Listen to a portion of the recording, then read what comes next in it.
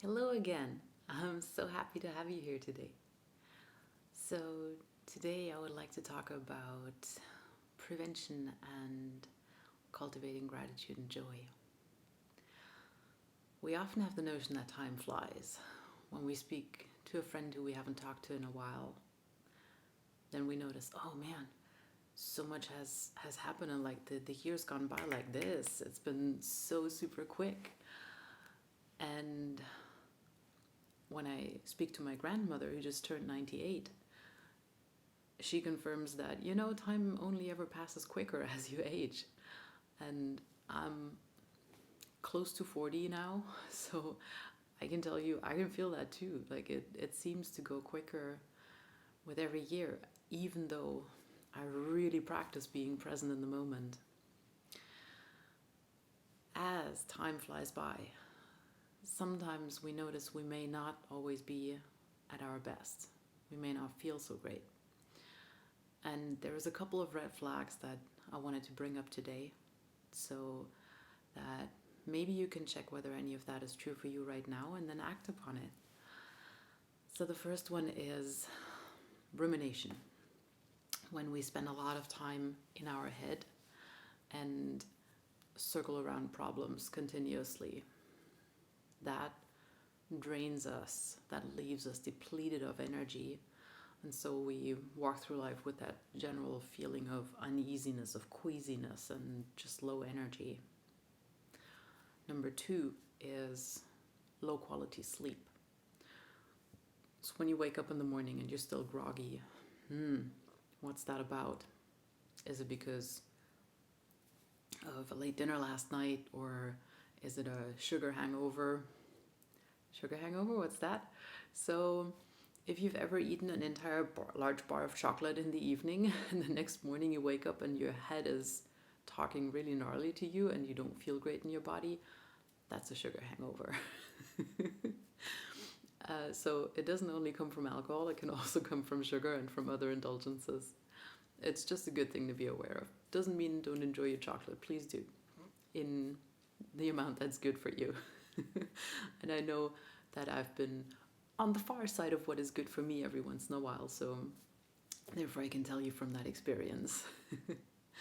The third red flag is that feeling of just depression, or if we have prolonged anxiety, or if we just feel numb.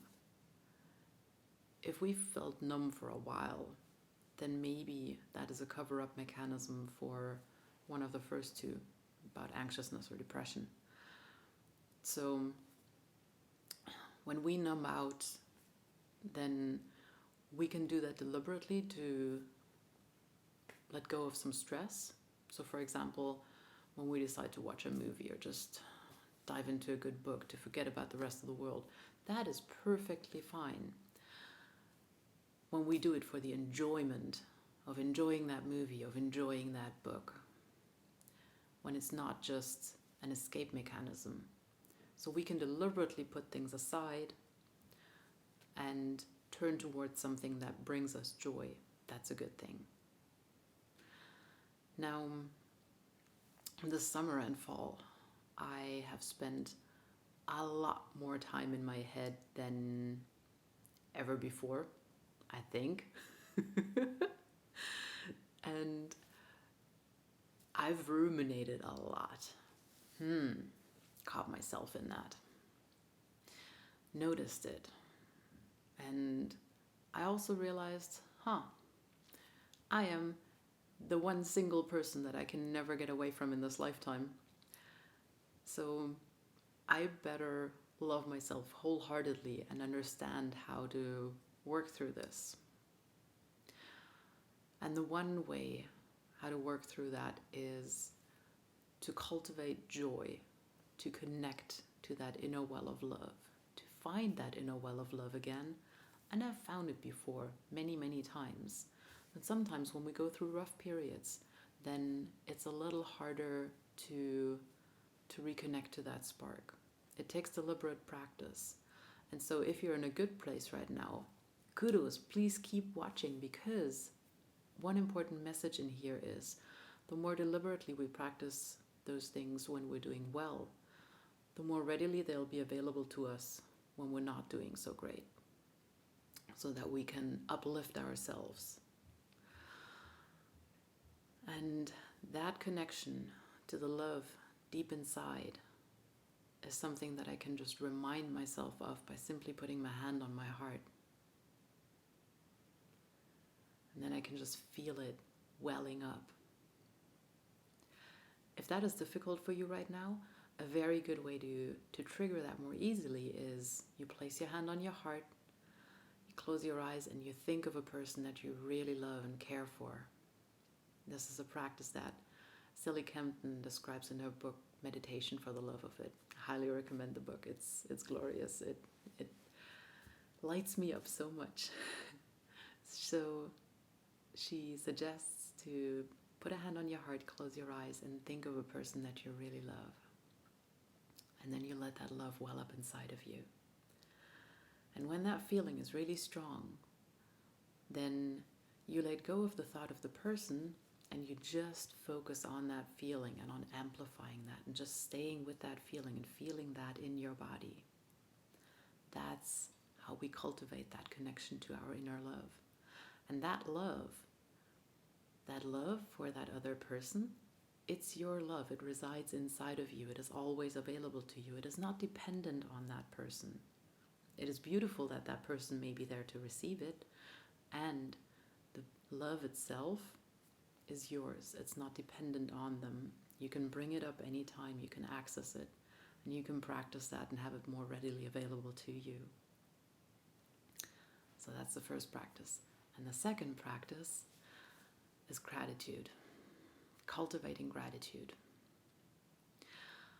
I recently interviewed Colette Streicher from the MAP Institute, and she has this wonderful gratitude practice, and when you watch that video of her, she is so joyful and so exuberant. Like, you believe that that's how she lives her life. She tells me that when she wakes up in the morning, she is grateful for the AC because she lives in Texas and it's pretty warm there. And then when she gets into the shower, she's grateful for the water. And then as she proceeds throughout her day, when she walks to her office, she's grateful for the birds and the trees and for everyone and everything that contributes to her day. So that's a beautiful way to live. And research has shown that gratitude does indeed make us happier, make us feel more fulfilled. So we all know that in theory, gratitude helps, but it's not about a mindless counting of our blessings. It's not about, yeah, I should be grateful for this and that in my life. No, just soak it up for a moment. Really feel that.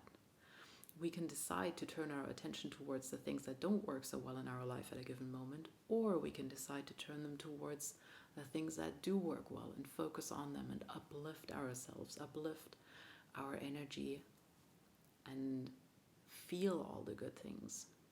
Because then that will amplify. Whatever we focus our attention on, that will amplify in our life. It's a good reminder. I need to hear it frequently as well, especially when I'm not in a great place, and be like, oh no, all right, what can I do to uplift my energy right now? How can I get myself back into a good place? Good. So that's number 2. Number 3 is cultivating joy. So cultivating joy is really putting it in your calendar, like what makes your soul come alive, as we spoke about last week. What are the things that truly bring you joy? And some of them we might not be able to do every day. Like, it might not be possible to go skiing every day unless you live in the middle of the Alps or another range of mountains that lends itself to that. Or to go climbing outdoors. If you're an adventure sports person, then we know we love these things. I am an adventure sports person. I love all these things. And living in a city, it's not possible every day. I can still find some nature time every day, even if it's on a small scale in the local park. If it's going for a run or just going for a walk. And whatever brings that joy to you, make sure that gets into your calendar on a small scale every single day, and then also on a weekly scale, on a monthly scale, and over the year. So if it's something that is more invested, A good friend of mine in the UK, man, he loves snowboarding. That's his jam. And so he makes sure that he schedules at least 2 snowboard vacations per year because it fills him so much with joy. And I love that. So whatever brings that joy for you, make sure you have that in your calendar every single year. And with that, I want to round it up. So, bottom line, when you have any of those red flags showing up, constant rumination, bad sleep, or prolonged anxiety, depression, or numbness, make sure you act upon it. And whether that is true in your life right now or not, those 3 practices are going to benefit you. First one, connecting to that love deep inside, doing that little love meditation. Second one, practicing gratitude every single day and really feel it. And the third one, cultivate joy with whatever that looks like for you. So much love to you, and I hope to see you soon.